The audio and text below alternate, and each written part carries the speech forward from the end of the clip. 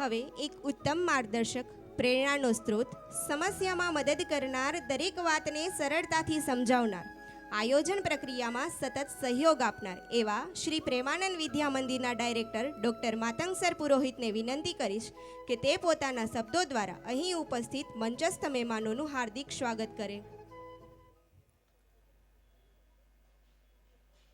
શ્રી પ્રેમાનંદ વિદ્યા મંદિર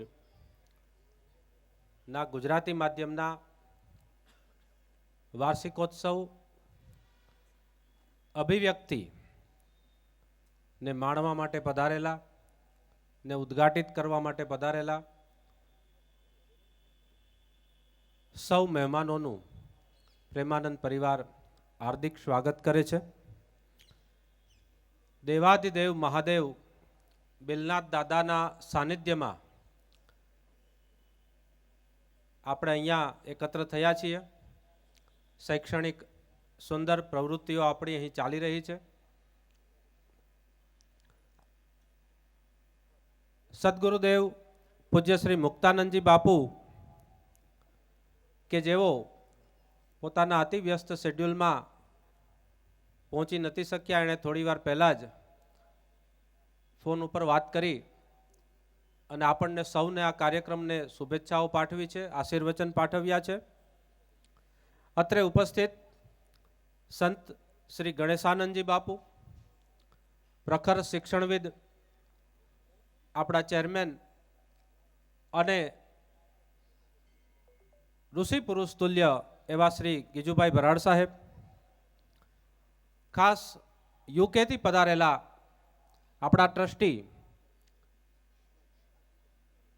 અને એક નિષ્કામ સેવક તરીકે પૂજ્ય બાપુ સાથે દાયકાઓથી જોડાયેલા એવા અજયભાઈ ગુટકા, મીરાબેન, જ્યોતિબેન,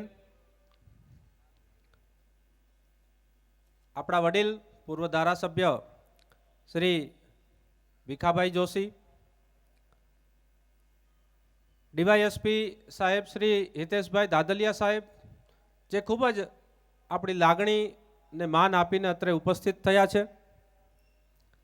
અમારા વડીલ મિત્ર એવા શ્રી ધીરુભાઈ, મારા ભાઈ સમાન પાર્થભાઈ કોટેચા,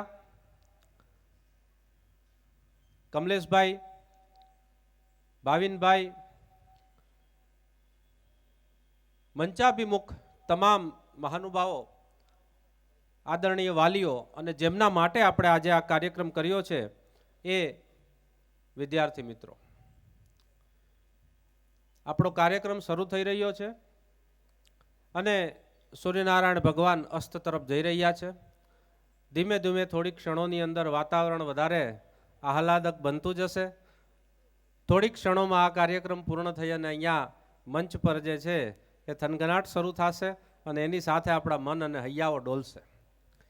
પણ આ બધાની વચ્ચે જ્યારે મને તમારા લોકો સાથે સ્વાગત કરવાનો મોકો મળ્યો છે ત્યારે થોડી મિનિટોની અંદર આખા વર્ષ દરમિયાન આપણે જે પ્રવૃત્તિઓ કરી છે, શૈક્ષણિક જગતની અંદર પૂજ્ય મુક્તાનંદજી બાપુના જે વિચારો છે, શ્રી ગીજુભાઈ ભરાડ સાહેબની જે આખી જ ખાસ ડેવલપ કરેલી શિક્ષણ પદ્ધતિ છે કે જેના આધાર સ્તંભ ઉપર પ્રેમાનંદ વિદ્યા મંદિર કાર્યરત છે, એની આછેરી ઝલક આપવાનું મને મન થાય છે.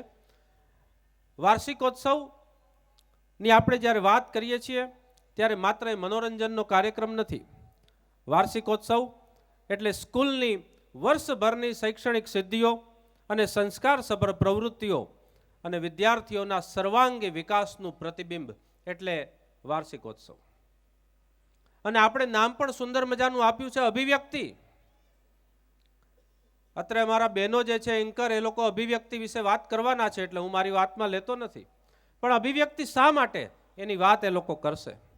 મિત્રો, જ્યારે પરિણામની વાત આવે છે ત્યારે સૌથી પહેલા આજના સમયની અંદર જો કોઈ પૂછે કે ભાઈ સ્કૂલ, તો કે ભાઈ એને કેની અંદર સારામાં સારા ટકા આવે છે, તો એ સારામાં સારી સ્કૂલ, આવી એક આપણી માન્યતા છે.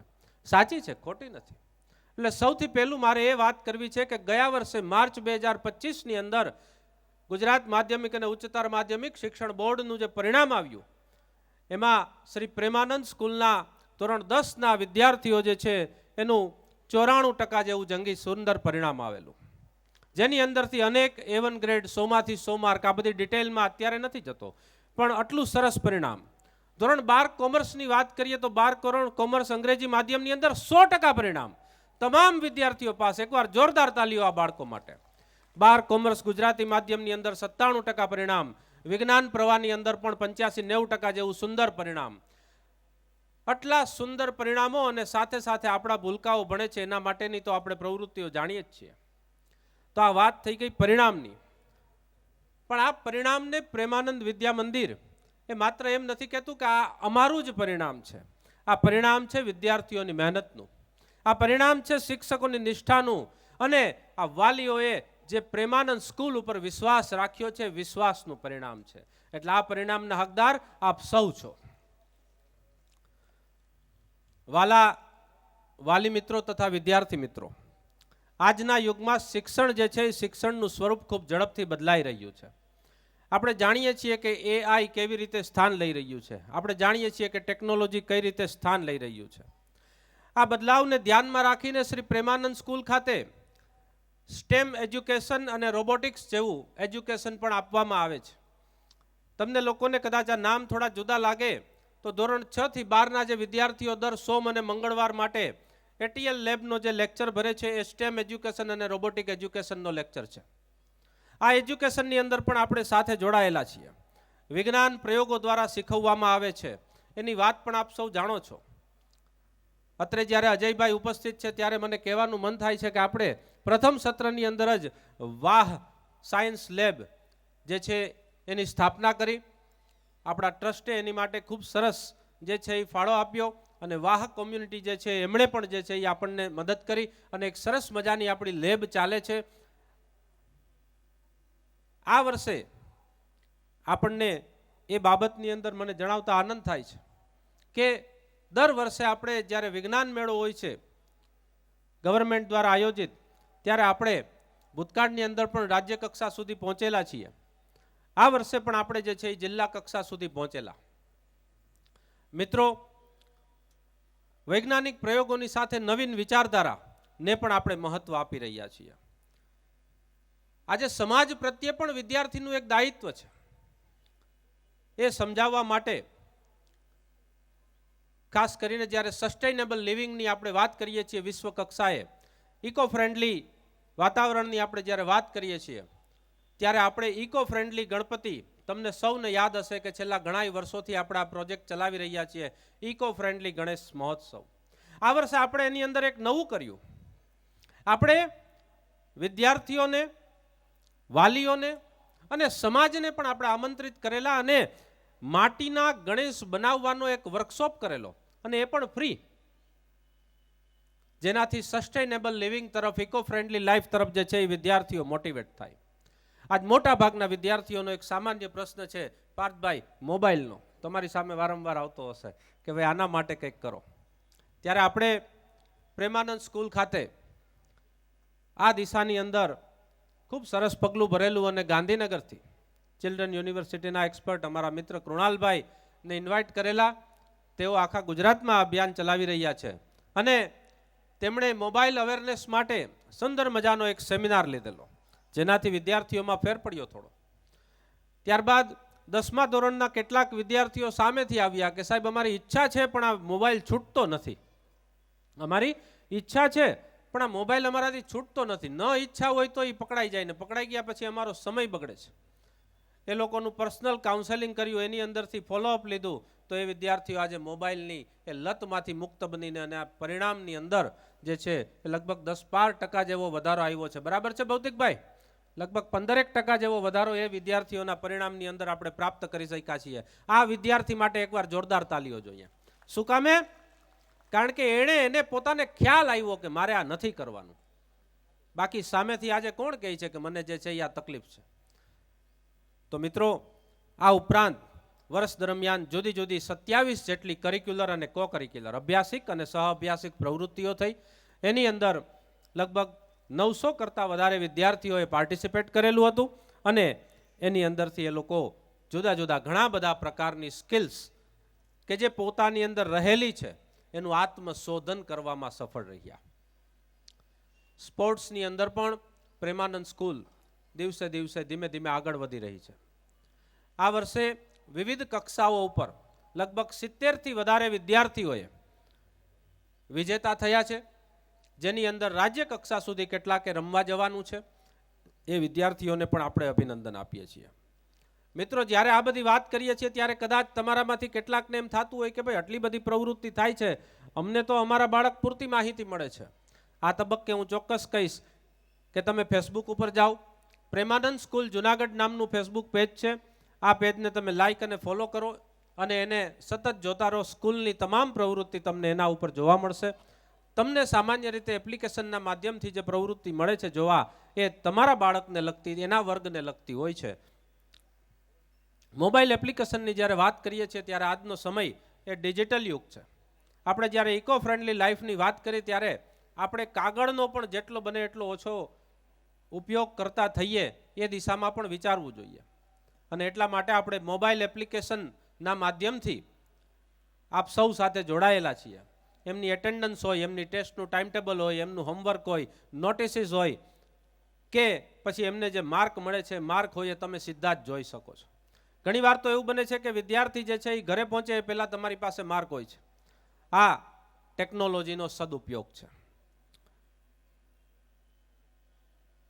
અત્યારે મને યાદ આવે છે કે વર્ષની શરૂઆતમાં કેટલાક વાલી મિત્રો મારી પાસે આવેલા અને મને કે સાહેબ આ લેસન ડાયરી હોવી જ જોઈએ, તમે લેસન ડાયરી આપો.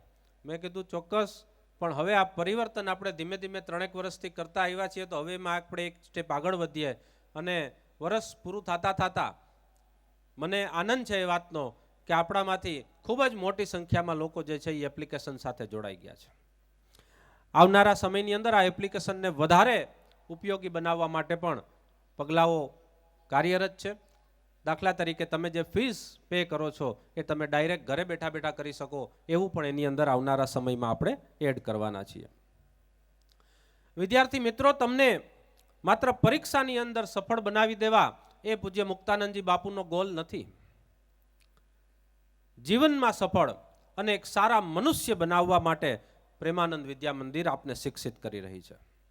સત્ય, સંયમ, સહકાર, શિસ્ત અને સંવેદનશીલતા, આ સંસ્કારો જ એ છે કે જે તમને સાચી ઊંચાઈ સુધી પહોંચાડી રહ્યા છે. જ્યારે વિદ્યાર્થી એક સારો નાગરિક બને છે ત્યારે જ એ શાળાની સાચી સફળતા કહેવાય છે. મિત્રો, આદરણીય શ્રી બરાડ સાહેબ કે જે આજે લગભગ 6 દાયકાથી શિક્ષણ જગતની અંદર એક ભીષ્મ પિતા તરીકે જે છે એ અડીખમ છે.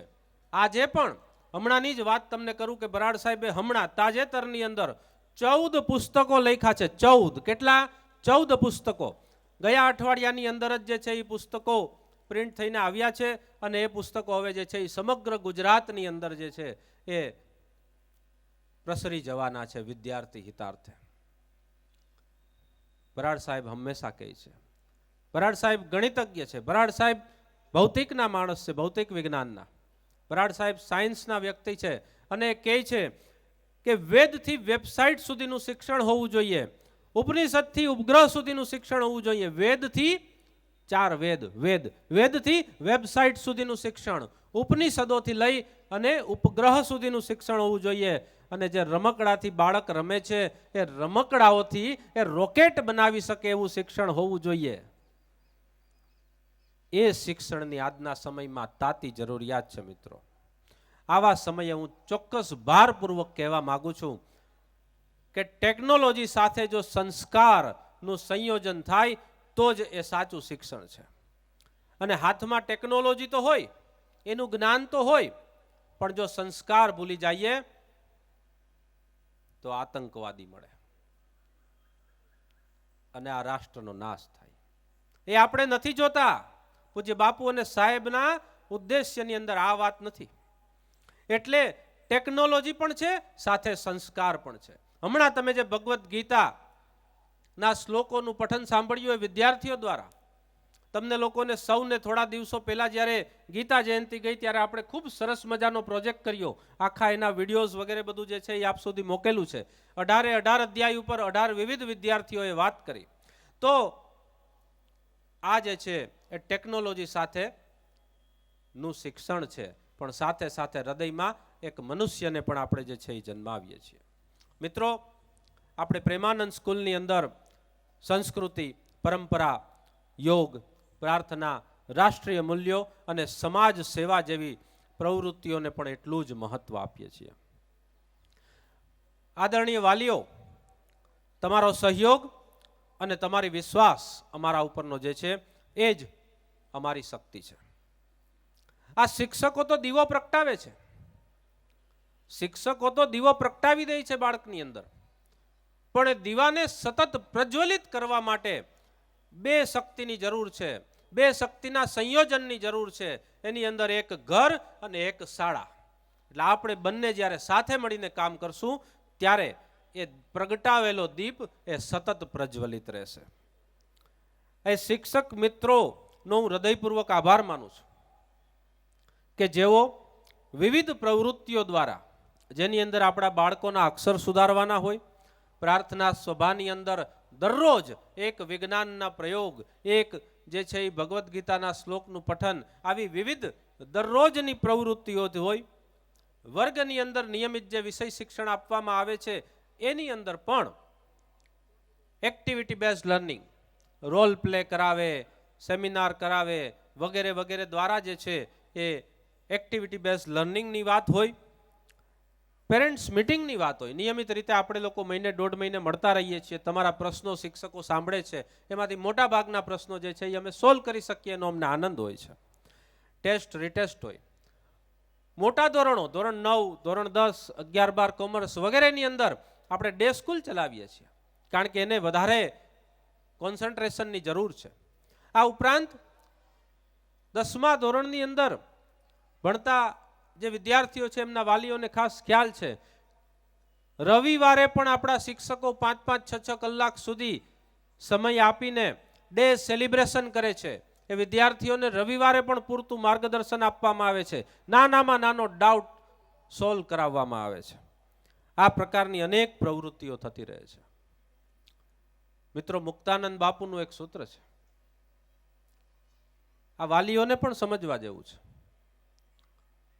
માત્ર વિદ્યાર્થીઓ નહીં, વાલીઓને પણ સમજવા જેવું છે, શિક્ષકોને પણ સમજવા જેવું છે, અત્રે ઉપસ્થિત સૌને સમજવા જેવું છે. આપણા સદગુરુદેવનું એક સૂત્ર છે, ખૂબ જ નાનું સૂત્ર છે. શું છે? આત્મવિશ્વાસથી ભરપૂર સૂત્ર છે. ધ્યાનથી સાંભળજો. સફળતા એ તમારો જન્મસિદ્ધ અધિકાર છે. સફળતા એ તમારો જન્મસિદ્ધ અધિકાર છે, પણ આ સફળતા માટે 3 શરતો છે. એક તો એ છે કે સપના મોટા જુઓ, બીજું એ છે કે ઈમાનદારીથી એની પાછળ મહેનત કરો, અને ત્રીજું છે સંસ્કારને અને માનવતાને ક્યારેય ભૂલો નહીં. આ ત્રણેયનું જ્યારે સંગમ થાય છે ત્યારે સફળતા નિશ્ચિત તમારા કદમો ચૂમે છે. વિદ્યાર્થીઓને પણ અમે આ જ વાત કહેતા રહીએ છીએ. મિત્રો, આજના કાર્યક્રમની અંદર આપણી વચ્ચે મહેમાનો પણ ઉપસ્થિત છે. એ મહેમાનોને પણ આપણે જે છે એમના આશીર્વચન પણ લેવા છે. ત્યારબાદ વિદ્યાર્થીઓ પણ થનગની રહ્યા છે આ મંચ પર આવવા માટે. તો આજનો આ જે કાર્યક્રમ છે એ ગુજરાતી માધ્યમના કાર્યક્રમની અંદર લગભગ 537 જેટલા વિદ્યાર્થીઓ આ મંચ જે છે એને ગજવી મૂકવાના છે. 537 જેટલા વિદ્યાર્થીઓ 27 વિવિધ કૃતિઓ રજૂ કરવાના છે. જ્યારે આવડી મોટી આપણે વાત કરીએ ત્યારે આપણને એમ થાય કે તો આ જે છે એ ભાઈ 6 વાગ્યા ઉપરનો તો સમય થઈ ગયો છે અને આ કેટલા વાગશે? પણ જરાય ચિંતા ન કરતા આખા કાર્યક્રમનું આયોજન એવું છે કે ફટાફટ એકદમ સમય મર્યાદાની અંદર કાર્યક્રમ પૂર્ણ થશે. આ બધાથી ઉપરની વિશેષ વાત એ છે દાંતલિયા સાહેબ કે આખો જ કાર્યક્રમ ઓર્ગેનિક છે. હવે આપણને એમ થાય ઓર્ગેનિક અને કાર્યક્રમ, ઓર્ગેનિક તો શાકભાજી હોય, તો કાર્યક્રમમાં ઓર્ગેનિક શું છે?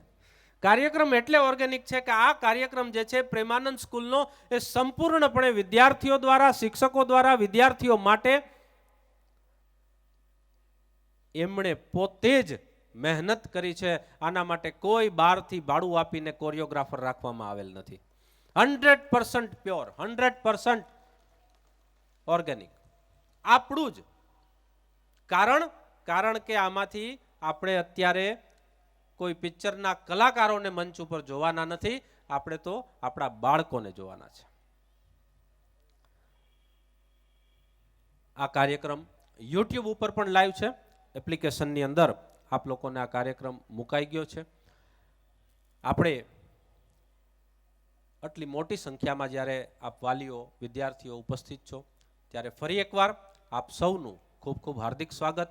એ તમામ લોકો કે જેમણે આ કાર્યક્રમને સફળ બનાવવા માટે અથાગ પ્રયત્નો અથાગ મહેનત કરી છે, એવા વાલા વિદ્યાર્થી મિત્રો, એવો સ્ટાફગણ, એવા વાલીઓ કે જેણે ઘરે પણ પ્રેક્ટિસ કરાવી છે, સમયાંતરે તેડવા મૂકવા આવ્યા છે.